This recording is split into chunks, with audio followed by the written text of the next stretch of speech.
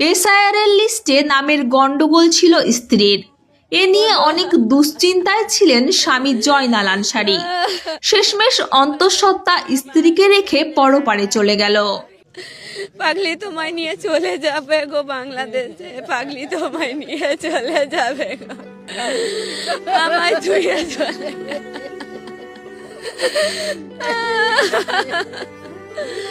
উনি টেনশন করতে করতে স্টক করেছে গো। ওই কাগজ ঠিক করতে গেছিল ওই ডমকলে ভিডিওতে, আমার ছেলে বলছে যে বোধহয় কাগজ ঠিক হবে না, বোধহয় আমার বউকে বাংলাদেশ পাঠিয়ে দিবে, তাই বলে চিন্তা করতে যে আমার ছেলে স্ট্রোক হয়ে মরে গেছে।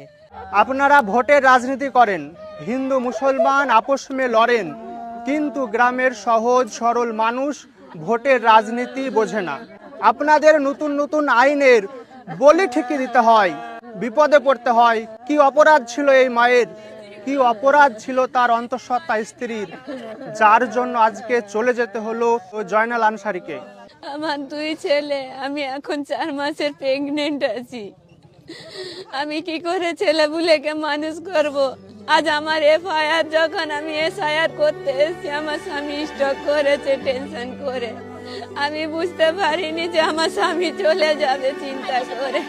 আজ আমি আমার ছেলেদের কি করে মানুষ করবো আপনারাই বলেন? কি করে ওদের আহার আনবো? আমি কোনো কাজ করি না গো, আমার দুধের বাচ্চাদের কি করে মানুষ করবো গো?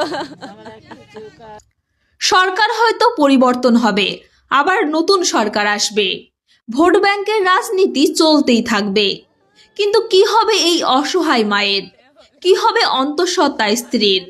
তারা যে আজ তাদের সেই মানুষটাকে হারালো, যে রোজগার করে প্রতিদিন তাদের মুখে দুমুঠো ভাত তুলে দিত।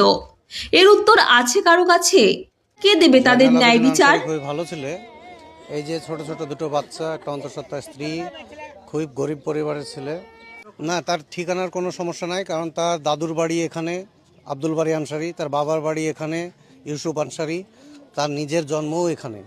কিন্তু তারপরেও হয়তো এশায়ের আতঙ্কে, একটু অশিক্ষিত মানুষ তো, ব্যাপারটা অতটা হয়তো বুঝতে পারেনি, গভীরে যেতে পারেনি। তো আমি শুনলাম ওর স্ত্রীর নাকি নামের কোনো একটা সমস্যা হয়েছিল, আর সেই চিন্তাতেই সে স্ট্রোক করে গেছে। ও ভেবেছে আমাকে এসআইআরে ডেকেছে, নিশ্চয়ই আমার বউকে বাংলাদেশে নিয়ে গেছে। আমার কাছে ফোন নাই যে আমার স্বামীকে আমি ফোন করব যে আমার হিয়ারিং হয়ে গেছে। প্রশাসন থেকে আইন ব্যবস্থা পুরোটাই বিক্রি হয়ে গেছে, যার কারণে এই জয়নাল আনসারীর মতো লোকেদের বলি হয়ে যেতে হচ্ছে।